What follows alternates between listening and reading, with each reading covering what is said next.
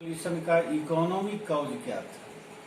तो फ्रांस उस समय जो है सो बहुत ज्यादा कर्ज में डूबा हुआ था।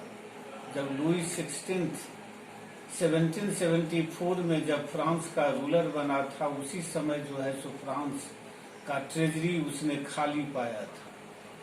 लेकिन लुई 16 जो बड़ा ही एक्स्ट्रावेगेंट था, बहुत ज्यादा जो है सो अपने कोर्ट में जो है सो कल्चरल प्रोग्राम, जिसके अंतर्गत डांस और म्यूजिक का प्रोग्राम ऑर्गेनाइज करता था, जिसमें कलर्जी नोबिलिटी क्लास के लोगों को इनवाइट करता था, उनको फिस्ट देता था, इसमें काफी धन वह खर्च करता था। इसके अलावे उसकी वाइफ जो थी क्वीन मैरी एंटोइनेट, वह भी काफी एक्स्ट्रावेगेंट थी, काफी खर्चीली थी।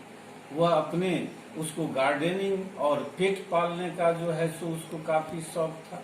अकेले अपने सर्विस के लिए उसने 700 सर्वेंट्स रखे हुए थे, जिस पर काफी धन खर्च करती थी। और इसका जो है सो प्रेशर रॉयल ट्रेजरी पर पड़ता था।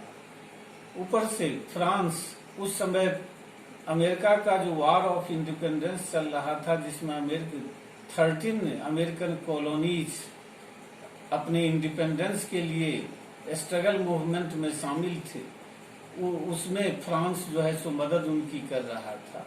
कारण इसका यह था कि फ्रांस ब्रिटेन को अपना एनिमी समझता था और उसी एनिमी से इंडिपेंडेंस चाहते थे अमेरिका के 13 कॉलोनीज के पीपल।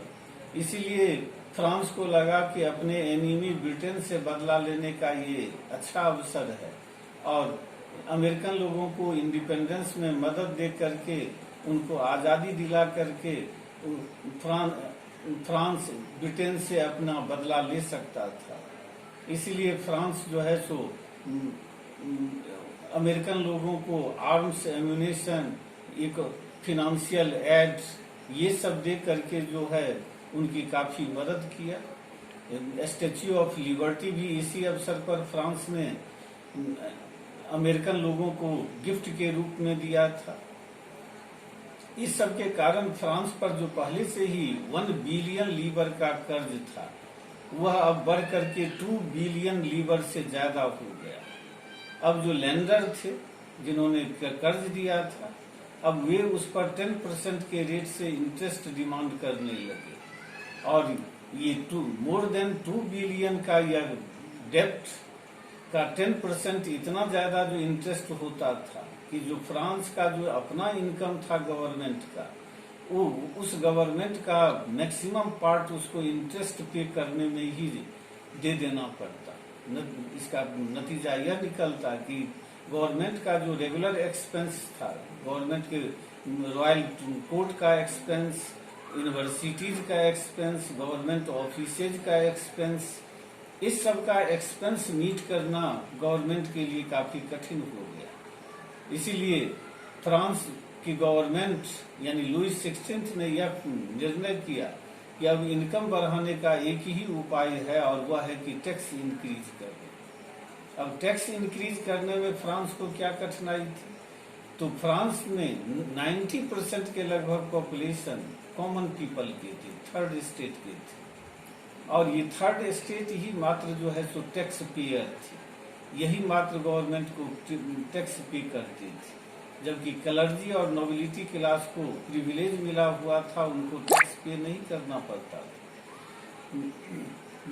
और ये कॉमन पीपल पहले से ही टैक्स, उनका बोझ इतना ज्यादा उन पर था कि अब और यदि टैक्स यदि बढ़ता तो उनकी स्थिति पहले से ही खराब थी और ज्यादा खराब हो जाती। इसीलिए गवर्नमेंट भी झिझक रही थी टैक्स पे इंक्रीज करने में, और कॉमन पीपल यदि टैक्स इंक्रीज किया जाता तो उसको स्वीकार नहीं करती।